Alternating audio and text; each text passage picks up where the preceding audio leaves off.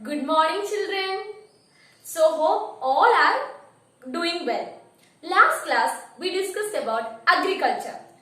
We discussed about the food scarcity, about food security, about Bengal famine, about green revolution, food security bill, and we concluded the class by saying there are so many scientific approaches in agriculture in order to increase the productivity. Teacher told in the last class that right from the beginning in the agriculture, that is the primary step is the selection of soil. So I told that in today's class we will be discussing about the selection of soil. Shall we move on? That is, what all things we have to consider while doing agriculture. The primary thing is about the selection of soil. Okay, children. Soil is very important. So we have to have certain methods for selection of soil. You all know that so many plants, that is almost most plants grow with the help of soil. There are certain minerals present in soil which helps in healthy plant growth. Children, can you recall the function of xylem? You all know that xylem is a vascular tissue which helps in the transport of water and minerals. It means that minerals are very important to the plants. That is, for healthy plant growth, minerals are very important. Okay, so the soil actually contains so many minerals by which the plants absorb the minerals through the roots.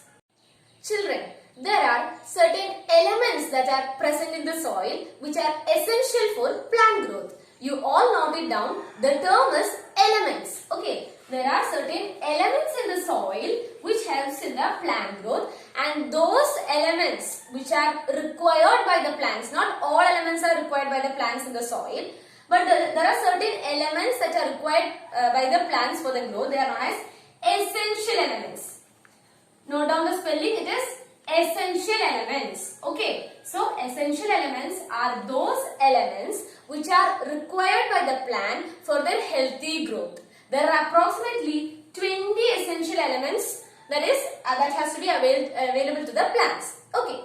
Children, Kerala is having a climate which is very suitable for agriculture. Okay, for the different types of crops, Kerala is actually having a climate which is suitable for agriculture. But the soil actually varies from place to place. You can see that there are so many types of soil. Black soil, clay soil, laterite soil. There are so many types of soil and it varies from place to place. So according to the various types of soil, the elements present in the soil also differs. Okay, the elements present in the soil also differs. So essential elements are those elements which are required, which are essential for the plant growth, and there are approximately 20 elements that are essential for the plants. Okay. Children, do you know which are the essential elements for plants?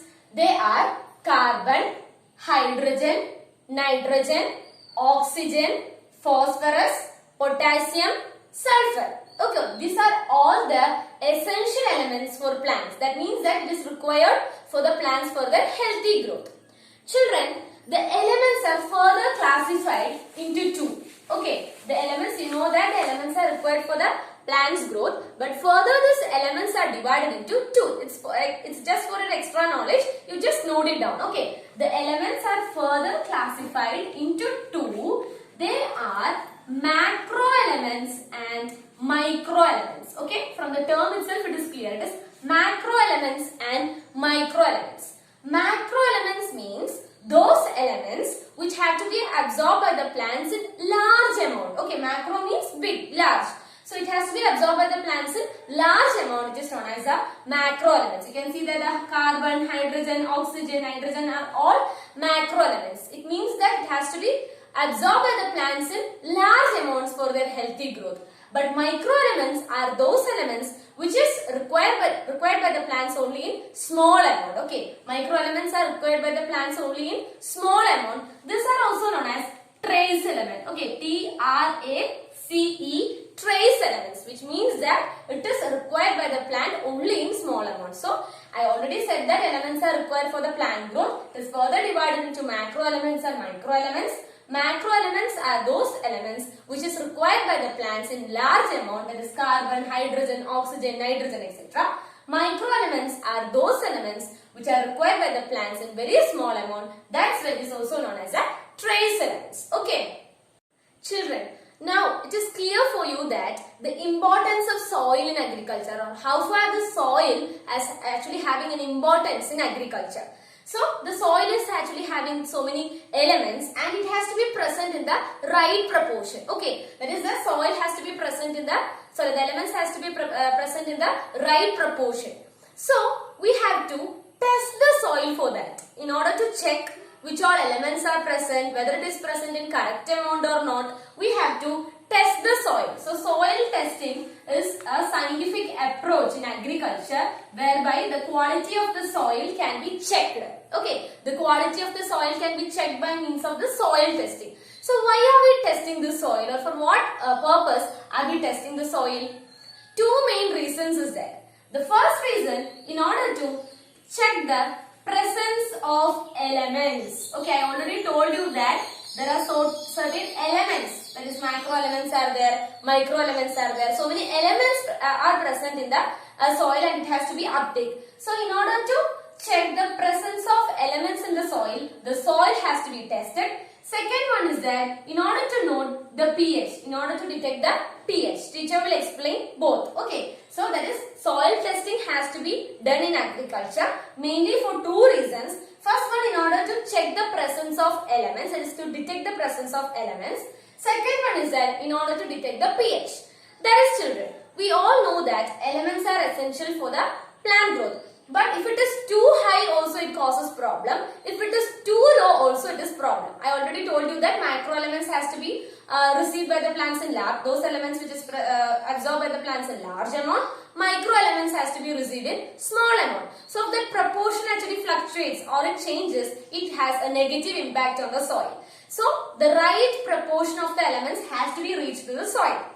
So it has to be provided either naturally or by adding fertilizers. Natural method, can you see? Do you know that which method? That is by the presence of decomposers. Decomposers means certain microorganisms are there. They actually helps in decomposing, by which naturally the elements or the natural fertilizers are provided to the soil. It is the first method.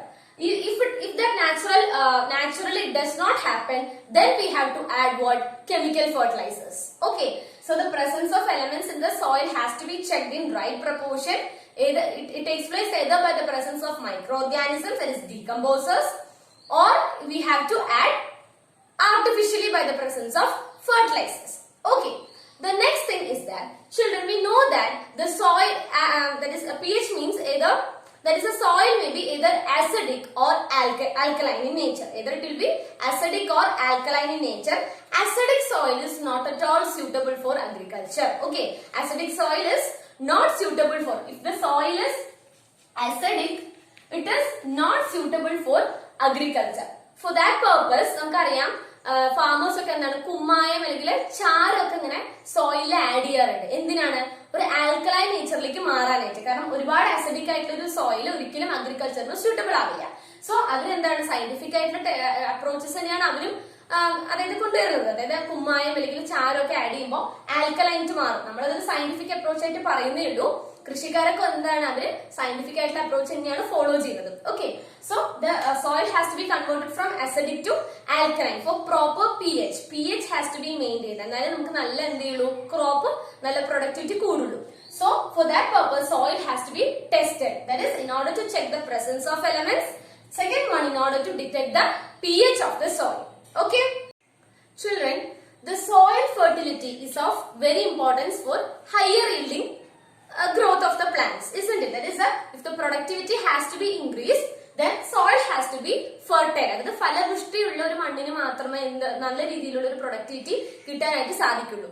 So the soil fertility is provided to the soil by means of certain microorganisms. Okay, അതായത് ചില micro organisms നമുക്ക് അറിയുന്ന micro organisms മാത്രമല്ല, കുറച്ച് വേറെ organisms ഉണ്ട്. ഇവരെല്ലാം തന്നെ they actually helps in providing soil fertility. Let us discuss one by one. Okay, for that, children, have you observe the P plant? നിങ്ങൾ എല്ലാവരും പയർ ചെടികൾ ശ്രദ്ധിച്ചിട്ടുണ്ട്. പയർ ചെടികളുടെ റൂട്ട് നമ്മുടെ അതായത് വേര് ഇങ്ങനെ നിങ്ങൾ എടുത്ത് നോക്കിക്കഴിഞ്ഞാല് you can see so many root nodules. Okay, root nodules എന്ന് പറഞ്ഞാൽ മുഴകൾ നിങ്ങൾക്ക് അതിൽ കാണാനായിട്ട് സാധിക്കും. You can see in the roots of the leguminous plants, that is pea plant and all, you can see nodules അല്ലെങ്കിൽ മുഴകൾ പോലെ കാണാനായിട്ട് ടീച്ചറുടെ പിക്ചർ കാണിച്ചിട്ടുണ്ട്, നോക്കിയാൽ മനസ്സിലാവും. മുഴകൾ പോലെ കാണാനായിട്ട് സാധിക്കും. It is known as the nodules. Inside that nodules there is a bacterium. ഒരാൾ അവിടെ ഒളിഞ്ഞിരിപ്പുണ്ട്. Can you know? Do you know which bacterium is that? Yes, it is rhizobium. Okay, rhizobium എന്ന് പറയുന്ന ഒരു bacteria, it is present in the root nodules of the leguminous plants. Okay, ഈ bacteria എന്തിനാണ് അവിടെ ഒളിഞ്ഞിരിപ്പുള്ളത് നിങ്ങൾ ആലോചിച്ചിട്ടുണ്ടോ? That is, this rhizobium helps in atmospheric nitrogen fixation. മനസ്സിലായില്ല അല്ലെ? Teacher പറഞ്ഞുതരാം. അതായത് റൈസോബിയം എന്ന് പറയുന്ന ബാക്ടീരിയ ലെഗുമിനസ് പ്ലാന്റ്സിന്റെ റൂട്ട് നൊഡ്യൂൾസിലാണ് കാണപ്പെടുന്നത്.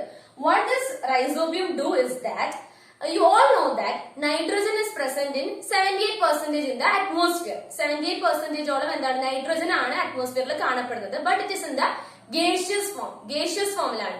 So the plants cannot directly absorb that nitrogen.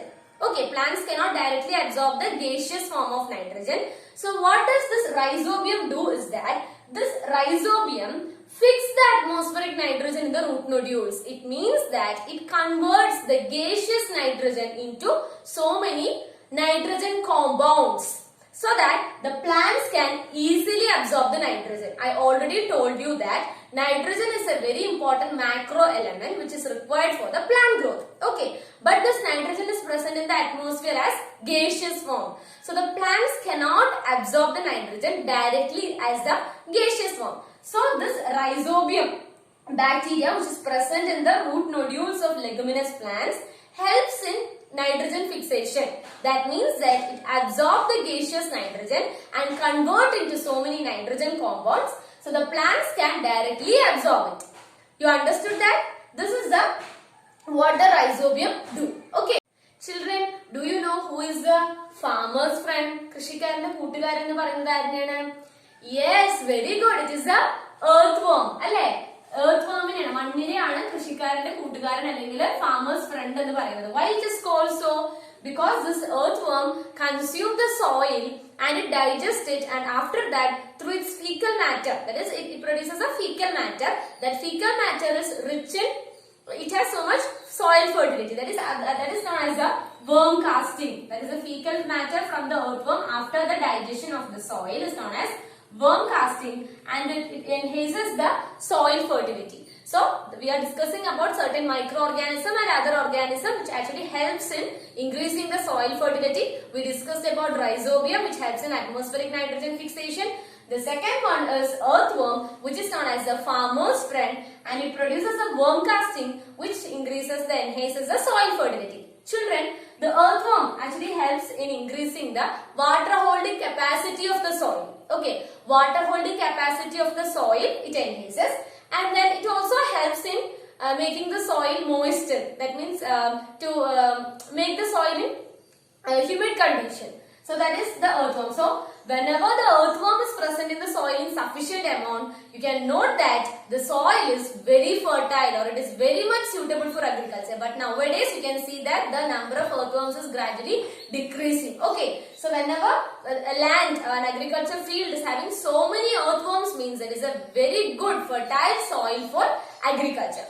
Not only this earthworm, but you can see termite. Like termite also helps in increasing the soil fertility. Okay, termite, you can see the picture aside. Termite also helps in increasing the soil fertility. And another one is azolla. Azolla, okay.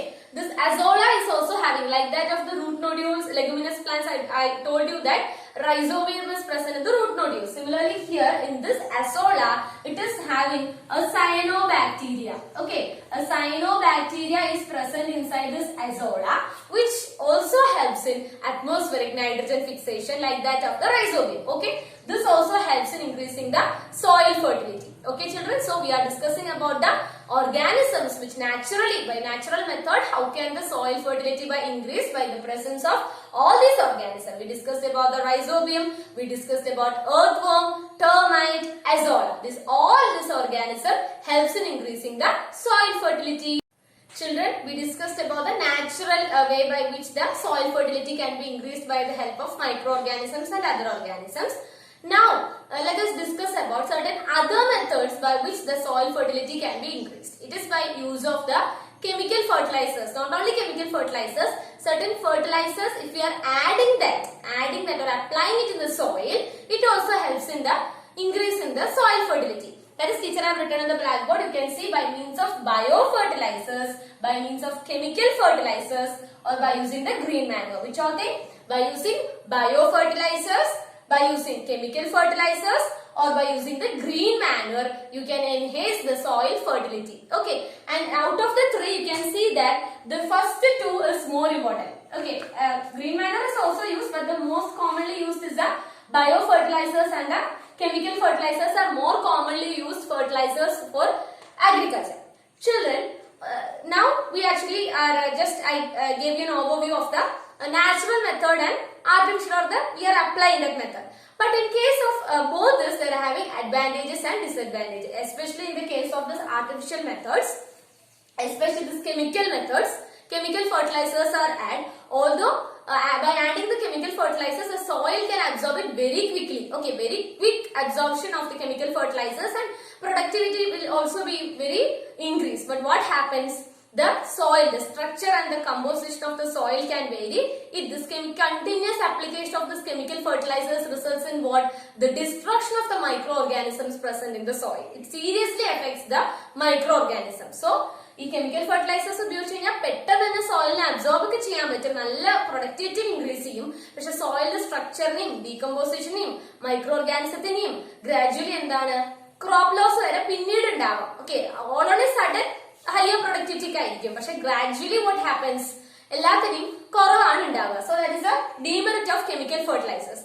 But if you are using this biofertilizer, although the absorption that rate will be slow, മെല്ലെ absorb ചെയ്യാൻ പറ്റുള്ളൂ, but it does not harm the soil and other organisms. വേറുള്ള ഓർഗാനിസത്തിനെയോ സോയിലിനെയോ ഒന്നും തന്നെ അത്ര harmful ആക്കാത്ത ഒരു രീതിയാണ് biofertiliser എന്ന് പറയുന്നത്. Okay, children, we are discussing that farmers apply so many fertilizers in order to increase the fertility of their soil in the agriculture field. So we discussed about the biofertilizers, about the chemical fertilizers, about certain organisms which helps in increasing the soil fertility. And another method or another fertilizer we are going to discuss is that it is a new term for you. Just listen. I am writing it in the blackboard. Microbial fertilizers. Okay. Another fertilizers which is used by the farmers to increase their fertility of the soil is microbial fertilizer. From the term itself, it is clear. Microbial. What does it mean? Microorganism. Okay, so that means that microbial fertilizers are substances which consist of microorganisms to enhance the soil fertility. അതായത് microbes ആണ് ഉണ്ടാവുക. അപ്പോൾ microbes actually helps in increasing the soil fertility. I already give you an example before. What is that? Name the bacteria which is present in the leguminous plants. Correct, it is rhizobium. Very good. Rhizobium is present in the leguminous plants, children. So this is a microbial fertilizer. Can you name any other which we discussed earlier? Azolla. Very good. Azolla means it is an aquatic plant. അല്ലേ? ഒരു നിങ്ങൾ പോണ്ടിലൊക്കെ പോയി കഴിഞ്ഞാൽ അങ്ങനെ മേലെ തന്നെ ഇങ്ങനെ float ചെയ്ത് കിടക്കുന്നത് കാണാനായിട്ട് പറ്റും. അതാണ് അസോള. നമ്മൾ നേരത്തെ ഡിസ്കസ് ചെയ്തു. It is having cyanobacteria which helps in atmospheric nitrogen fixation. Both in this rhizobium and azolla, it helps in the atmospheric nitrogen fixation. Okay.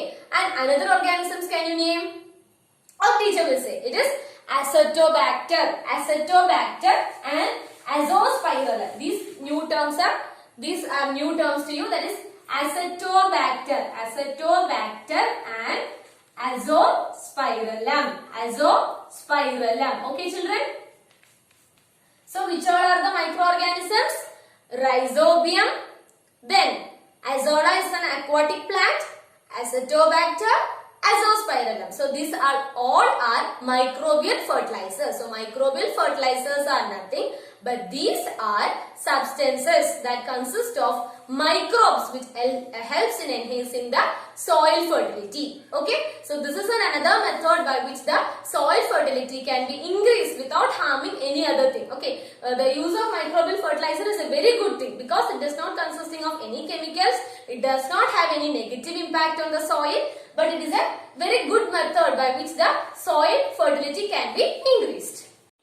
Children, before adding, we already discussed about the microbial fertilizers. So before adding this microbial fertilizers in the agriculture field, that is in the soil, what all things have to be ensured? എന്തൊക്കെ കാര്യങ്ങളാണ് microbial fertilizers നമ്മൾ add ചെയ്യുന്നതിന്റെ മുന്നായിട്ട് നമ്മൾ ശ്രദ്ധിക്കേണ്ട കാര്യങ്ങൾ? Okay, teacher have listed it down. We can explain one by one. The first thing is that you have to ensure the availability of biofertilizers. Biofertilizers in the availability, we have to ensure that. The second one is that proper irrigation facilities. Irrigation means the water supply to the field. So that proper irrigation facilities have to be ensured. The third one is that you should not add the chemical fertilizers in the soil. Okay, the three things you have to keep in mind before adding the microbial fertilizers in the soil is that the first thing is that to ensure the availability of biofertilizers. The second one is that the proper irrigation. Third one is that you should not add the chemical fertilizers or pesticides in the field. Note it down, children. This is a very important question. What all factors or what all things have to be kept in mind before adding the microbial fertilizers? Hope it is clear for you. Children, we discussed about so many means by which the soil fertility can be increased by the help of microorganisms, biofertilizers, by microbial fertilizers. But children, when more amount of these fertilizers are added into soil, considering that the soil fertility has to be reached, so let us add more fertilizers. Is that a good thing? When more fertilizers are added into soil, what actually happens? Have you thought about that? What are things? Very good. We discussed about so many microorganisms, isn't it? That microorganisms present in the soil. Gradually, these microorganisms will be getting destructed due to the continuous application of the fertilizers. Then what? Good. That is the structure and composition of the soil changes. Okay. All on a stretch, the fertilizer will be absorbed by the soil, but due to continuous application of this fertilizers, what happens? The structure, the composition, everything of the soil gradually degrades and the soil will not at all no longer be fertile. So the microorganisms get destructed, the composition and structure of the soil changes, it affects so many aquatic plants and it causes serious environmental pollution. That means the soil fertility is gradually decreasing. Water holding capacity of the soil also decreases. So all this problems actually arise due to the application of fertilizers. Continuously, if the fertilizers are added, all these drastic negative effects will be affecting the soil. Okay. Now, I will be giving you a question. All have to answer that question. Okay. That is, what are the consequences of unscientific practices? That is, unscientific application of fertilizers. Okay. Unscientific application of fertilizers leads to what all consequences? You have to answer this question and note it down in your science diary. Okay, is it clear for you? What all are the consequences of unscientific application of fertilizers? Okay. Now children, we discussed about so many fertilizers. We discussed about the various there is a microbial fertilizers, microorganisms, about the biofertilizers, chemical fertilizers and all.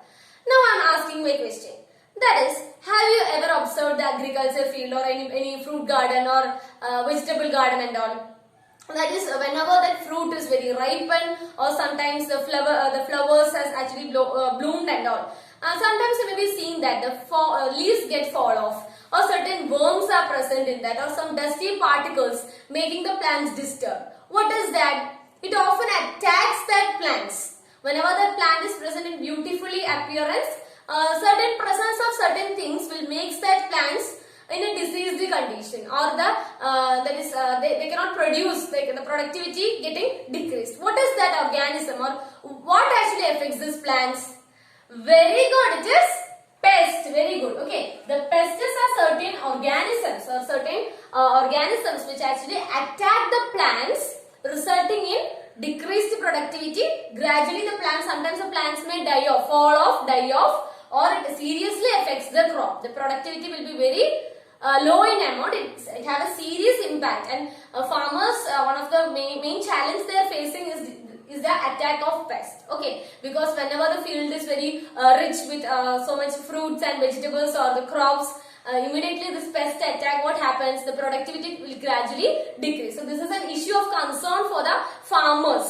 So the pest has to be removed. So we have to think about certain methods by which this pests can be removed from the field. So let us discuss about that.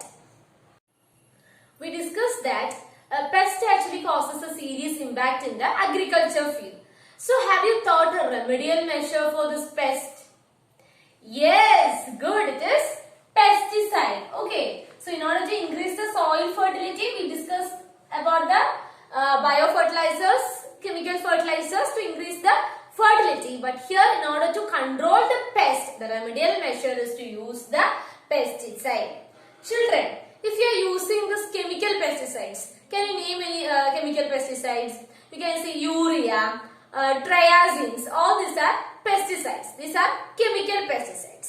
Due to the continuous application of this chemical pesticides, do it cause any problem? Grand for sure, it causes serious impact. That is environmental pollution, health issues, aquatic drastic effect on the life of aquatic beings. Then the soil fertility will decrease and the pest may gain resistance. That is, if you are continuously applying a pesticide to a pest, it gain resistance to that particular pesticide. Okay, അതായത് അതിന്റെ അടുത്ത് പിന്നീട് എത്ര ആ pesticide ഒരു particular pesticide നമ്മളൊരു പെസ്റ്റിനെ spray ചെയ്യാന്ന് വിചാരിക്കുക. കണ്ടിന്യൂസ് അപ്ലിക്കേഷൻ ചെയ്ത് കഴിഞ്ഞാൽ ആ പെസ്റ്റ് തന്നെ ഒരു റെസിസ്റ്റൻസ് ഡെവലപ്പ് ചെയ്യും. പിന്നീട് എത്ര നമ്മൾ ആ പെസ്റ്റ് അടിച്ചാലും ആ പെസ്റ്റ് എന്ത് ചെയ്യില്ല, പോവില്ല. Okay, so that is they gain resistance. Environmental issues ഒരുപാട് ഉണ്ടാക്കും അല്ലെ. കണ്ടിന്യൂസ് ഈ ഫാമിംഗ് എന്നൊക്കെ ഈ ഫെർട്ടിലൈസർ ഈ പെസ്റ്റിസൈഡ്സ് ഒക്കെ തന്നെ എന്താ ലീച്ചിങ്ങിലൂടെ വാഷ് ഓഫിലൂടെ അക്വാട്ടിക് ലൈഫിലേക്ക് എത്തുന്നു. അക്വാട്ടിക് ലൈഫ് ഫോംസിനെ ഡിസ്ട്രക്ട് ചെയ്യുന്നു. ഓക്കെ, ഡെത്ത് ആണ് അവിടെ സംഭവിക്കുന്നത്. അക്വാട്ടിക് ലൈഫ് ഫോംസിന്റെ ഡെത്ത് സംഭവിക്കുന്നു, സോയിൽ പൊല്യൂഷൻ ഉണ്ടാക്കുന്നു, പിന്നെ ഹെൽത്ത് ഇഷ്യൂസ് ഉണ്ടാക്കുന്നു, പെസ്റ്റ് തന്നെ റെസിസ്റ്റൻസ് ഗെയിൻ ചെയ്യുന്നു. So all these are points which are related to the application of chemical pesticides in the soil. Okay, what all are the points? The pest may gain resistance, environmental issues, health issues, death of aquatic life forms, soil pollution, environmental pollution. All this disturbs the ecosystem as a whole. Ecosystem തന്നെ disturb ചെയ്യുന്ന ഒരു രീതിയിലുള്ള ഒരു impact ആണ് ഈ chemical പെസ്റ്റിസൈഡ്സിന് ഉള്ളത്. So we have to control the pest. But we cannot apply more chemical pesticides because it is having all these negative effects. So we have to think about some other methods. അതായത് pesticide പെസ്റ്റിനെ remove ചെയ്യും വേണം. ഈ chemical pesticides ഉപയോഗിച്ച് ഇത്രയും drastic എഫക്ട്സും ഉണ്ട്. എന്നാൽ നമുക്ക് പെസ്റ്റിനെ control ചെയ്താൽ മാത്രമേ പ്രൊഡക്ടിവിറ്റി കൂടുള്ളൂ. So we have to think on some other methods. We have to think on which method? Biological methods. So let us move on to that. So I said that biological pest control method have to be adopted. See, while adopting this method, children, we cannot destruct or we cannot remove the pest as a whole. മൊത്തത്തില് പെസ്റ്റിനെ distract ചെയ്യാന്നുള്ള ഒരു കോൺസെപ്റ്റിലേക്ക് നമ്മൾ എത്താൻ പാടില്ല. Only its multiplication must be reduced. So you will be wondered why this teacher is saying the pests are actually attacking the plants and productivity is getting decreased. So why I am saying that the pest should not be destructed as a whole? അങ്ങനെ നിങ്ങൾ വിചാരിച്ചോ? The reason is that, children, if these pests are removed to a total extent, means what happens is that there are so many organisms which depend on this pest for food. ഈ പെസ്റ്റിനെ depend ചെയ്തിട്ട് ഒരുപാട് വേറെ organisms ഉണ്ട്. അതായത് അതിന്റെ natural enemies ആണ് പറയുക. Okay, they are known as the natural enemies. Okay, what happens is that these organisms depend on the pest for food. Food chain നമ്മൾ പഠിച്ചിട്ടുണ്ട് അല്ലെ. ഇപ്പൊ എന്താണ്, ഫ്രോഗ് ഗ്രാസ് ഹോപ്പറിന് ഈറ്റ് ചെയ്തു. അപ്പൊ ആ ഫ്രോഗ് ഗ്രാസ് ഹോപ്പർ എന്ന് പറയുന്ന ഒരു പെസ്റ്റ് ആയിട്ട് നമ്മൾ വിചാരിക്കുകയാണെങ്കിൽ അതിന്റെ നാച്ചുറൽ എനിമി ആരാണ്? ഫ്രോഗ് ആണ്. സോ ഗ്രാസ് ഹോപ്പർ എന്ന് പറയുന്ന ഓർഗാനിസം കംപ്ലീറ്റ് ആയിട്ട് ഡിസ്ട്രക്ട് ചെയ്ത് കഴിഞ്ഞാല് the frog will also die. That is, these natural enemies will be also dead. These natural enemies means these are natural enemies to the pest, but they are useful for the farmers. They are friends of farmers but are enemies of the pest. Did you get the point? If these pests are destructed as a whole ആയിട്ട് നമ്മൾ ഈ പെസ്റ്റിനെ distract ചെയ്യാന്നുണ്ടെങ്കിൽ ഇവരുടെ natural enemies എന്ത് ചെയ്യും? Dye off ചെയ്യും. ഈ natural enemies എന്താണ്? These are natural enemies only to the enemies for the pest, but these are friends for farmers. Farmers' friends. These natural enemies are enemies for pests, but these are friends for farmers. Okay, so the ecological, the food chain or the complete ecosystem, ecological interactions will be interrupted when we are destructing this pest as a whole. Complete pest removal leads to the imbalance in the ecological interactions. It is in the ecosystem. So we should only try to remove, or in order to reduce the multiplication of the pest, beside completely removing it. We have to switch on a method like that. Okay. So as I said that the pest should not be removed to as a whole. To a total extent, the pest should not be removed. Our motive is, our main motive in order, while we are reducing the pest should be in order to, first of all, control the pest multiplication. The multiplication of the pest has to be controlled in order to prevent the pest. Prevent crop loss. Serious crop loss is that is experienced due to the multiplication of the pest. So the crop loss has to be prevented.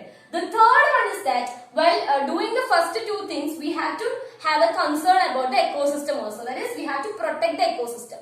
So we have to implement a method to control the pest by considering these 3 points. Clear, children? We have to keep in mind about the 3 points. First of all, you have to control the pest multiplication. The second thing is that we have to prevent the crop loss. And the third thing is that by considering the first 2 points, we have to protect the ecosystem. Can you suggest a method by which all these points are collectively coordinated in one method? That is IPM. It means Integrated Pest Management. Okay, this is a method by which you can reduce the multiplication of the pest, prevent the crop loss by protecting the ecosystem. Okay, if you are applying the chemical pesticide, what happens? The ecological imbalance will be experienced. So, preventing that, we are adopting a method, scientific method of integrated pest management, whereby we can implement all these things in a single stretch. Okay, children? Children, now let us discuss about the different methods of integrated pest management. അതായത് integrated pest managementലുള്ള പല methods എന്താണ്, എങ്ങനെയൊക്കെയാണ് different methods adopt ചെയ്യുന്നത് ഒരു integrated pest management കൊണ്ടുവരാനായിട്ട് എന്നുള്ളത്. Let us discuss. The first method is selection of disease resistant seeds. Disease resistant seeds select ചെയ്യുക എന്നുള്ളതാണ് first integrated pest management. അതായത് we know that pests actually often attack these plants. Okay, that is, pests often attack their plants. So first of all, if you are growing a crop, you have to select disease resistant seed. This disease resistant seeds means they are healthy. They are there is least chance of getting disease. So even if a pest comes, if the seed is disease resistant, there is a less attack of the pest. Less attack of the pest can be present in this disease resistant seed. So the selection of the disease resistant seed is the first method of integrated pest management. Clear? You have to note down each point teacher is saying. We are discussing about the methods of integrated pest management. The first method is the selection of the disease resistant seed. The second method is mechanical control. യാന്ത്രികമായിട്ടുള്ള ഒരു കൺട്രോളിനെയാണ് mechanical control എന്ന് പറയുന്നത്. Mechanical control is you can see that by using കെണി വെക്കുക എന്നൊക്കെ പറയില്ലേ, കെണി വെക്കുക, trap. This mechanical control means trap. Trap, കെണി വെക്കുക, നമ്മുടെ ഈ ചാഴിലേക്ക് ഇങ്ങനെ ഓട്ടിക്കാൻ വേണ്ടിയിട്ട് ഉപയോഗിക്കുക. ചിലപ്പോൾ തീ കത്തിച്ച് വിടാറുണ്ട്. അപ്പൊ ഇതൊക്കെ എന്താണ്, മെക്കാനിക്കൽ കൺട്രോൾ ആയിട്ടാണ് നമ്മൾ പറയുന്നത്, അല്ലെ? അപ്പൊ this mechanical control, one example is this pheromone trap. Have you heard about pheromone? നിങ്ങൾ കേൾക്കാൻ വഴിയില്ല, because it is a new term for 8th standard students. That is pheromone. Pheromone means it is a chemical substance that is present in organisms. So this pheromone trap is used so the pest can attract their opposite sex. Okay, opposite sex ne attract ചെയ്യാൻ വേണ്ടിയിട്ട് artificial ആയിട്ട് pheromone കൊടുക്കുമ്പോൾ the pest may think that their opposite sex is there and they get attracted to them, but eventually what happens, they get trapped in the this pheromone trap. So this is actually a trap. ഒരു trap പോലെ വെക്കുകയാണ്. അത് opposite സെക്സിലുള്ള ഓർഗാനിസത്തിനെ trap ചെയ്യാനുള്ള രീതിയിൽ artificial ആയിട്ടാണ് ഈ pheromones provide ചെയ്യുന്നത്. അപ്പൊ പെസ്റ്റ് വിചാരിക്കും ഓപ്പോസിറ്റ് സെക്സ് ആണെന്ന് പറഞ്ഞിട്ട് അതിന്റെ അടുത്ത് അട്രാക്ട് ചെയ്ത് പോകുമ്പോൾ അവിടെ എന്തായിരിക്കും, ട്രാപ്പ് ആയിരിക്കും. So that is a pheromone trap. This is a mechanical control. So for making the concept more clear about this mechanical control, a teacher will show you a video. So if you see the video, you may be more clear about it. Okay?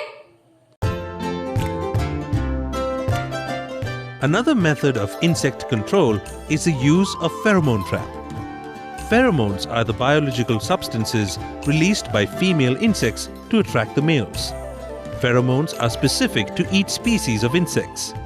These are artificially produced in the lab and supplied as lure. Traps fitted with lure are placed like this at 2 to 3 feet height above the crop. 5 pheromone traps are enough for 1 acre. Male insects get attracted, trapped in the polybag and die. This reduces the chance for mating and multiplication is cut to that extent. Originally, the pheromone trap is a system of vigilance on the pest population. Pheromone traps are popular for the control. We discussed about the first two methods. First method നമ്മൾ എന്താ പറഞ്ഞത്, disease resistant seeds adopt ചെയ്യുക. Then second one is mechanical control of pest. The third method is practicing different agriculture practices.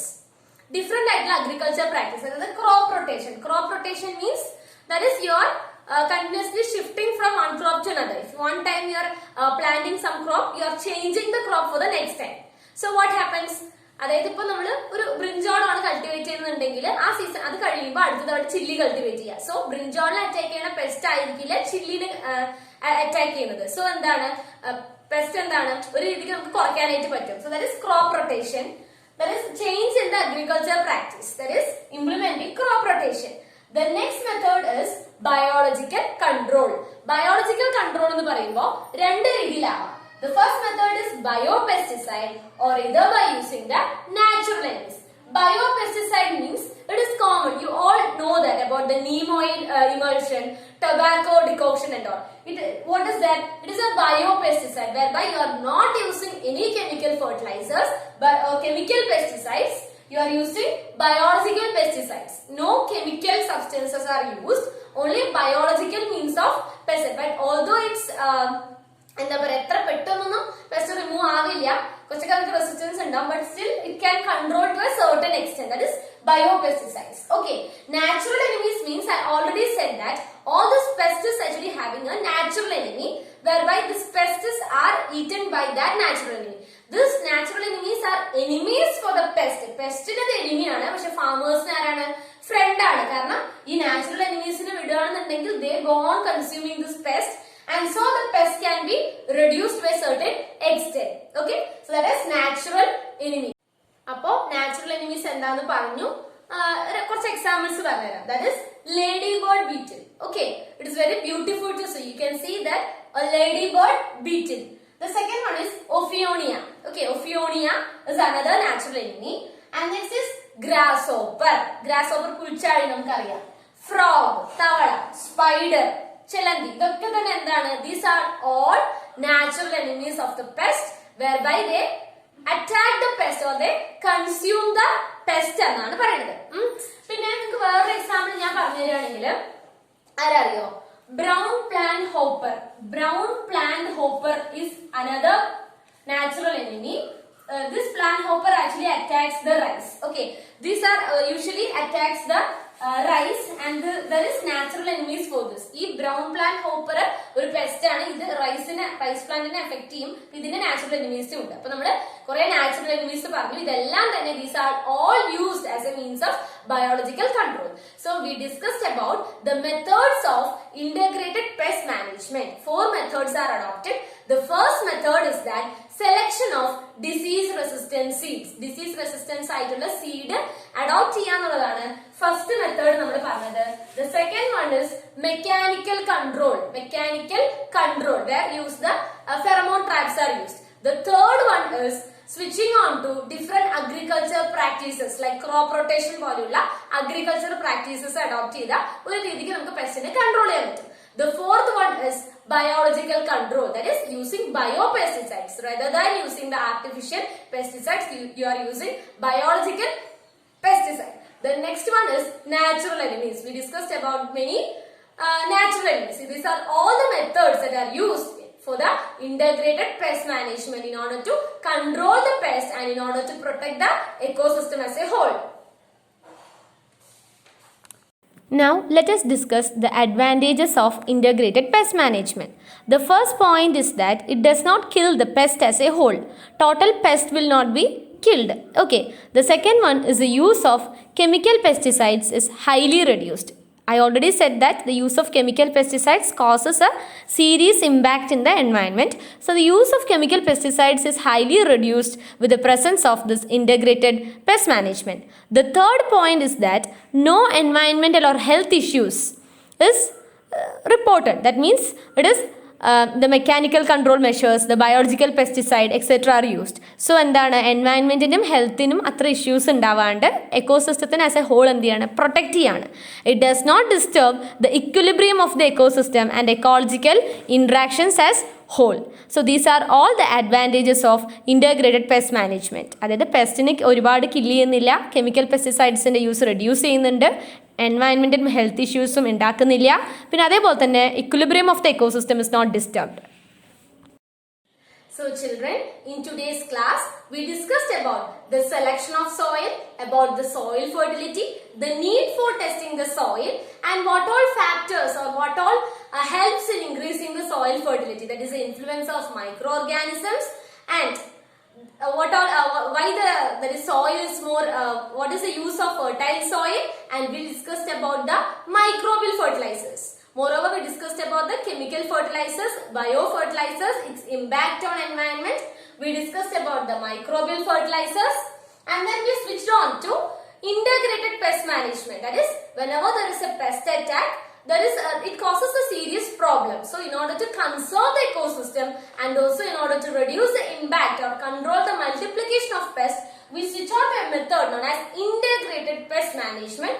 We discussed about the different methods by which the integrated pest management can be implied, and then we come to a conclusion by saying the advantages of integrated pest management. That is, it is a very good suitable methods that can be applied in the agriculture where you can implement or we can protect the plant from the pest. So that is integrated pest management, and we discussed about the advantages. Teacher also give you a homework. Teacher have not forgot that.